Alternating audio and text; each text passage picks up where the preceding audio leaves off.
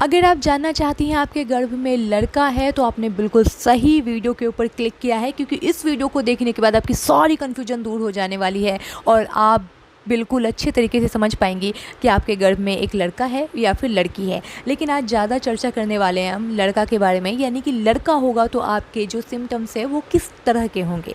तो देखिए, सबसे पहले तो हार्ट रेट का होता है। जैसे कि आप अल्ट्रासाउंड आपने कराया होगा तो आपके अल्ट्रासाउंड के रिपोर्ट के ऊपर ज़रूर लिखा होगा कि 140 बीपीएम से अगर कम है तो आप समझ लें कि आपके गर्भ में लड़का है, और अगर 140 बीपीएम से ज़्यादा है तो आपके गर्भ में लड़की हो सकती है। ये आपने बार बार सुना होगा। इसका पता है क्या रीज़न होता है? इसका रीज़न ये होता है कि जो लड़की होने के बाद आपके हार्मोनल चेंजेज ऐसे होते हैं कि हार्ट रेट बीपीएम जो है बढ़ता है, और जो बीपीएम कम होता है वो इसलिए क्योंकि हार्मोनल चेंजेज होते हैं, तो उसकी वजह से ये सारी चीज़ें होती है। तो आप इससे बहुत आसानी से इन चीज़ों को परख सकते हैं।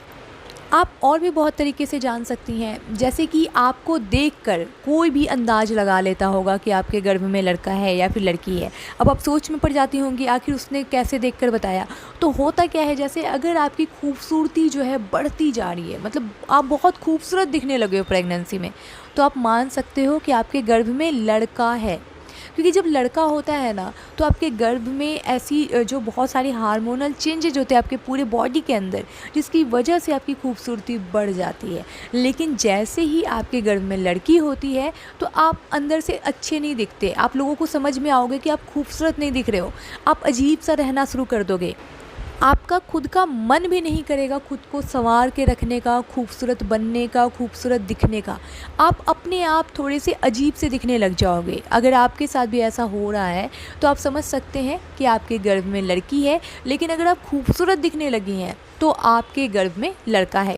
ये तरीका बहुत ही आसान तरीका है, और ज़्यादातर जो दादी नानी है ना वो बिल्कुल इन्हीं चीज़ों से देखकर आपको आसानी से बता देती है, और 100% उनकी जो बातें हैं वो सच हो जाती है। आपने ये भी देखा होगा कि जब दादी नानी होती हैं तो वो क्या पूछती हैं कि आपको खाने का क्या मन करता है, यानी तुम्हें खाने का क्या मन करता है ये बताओ।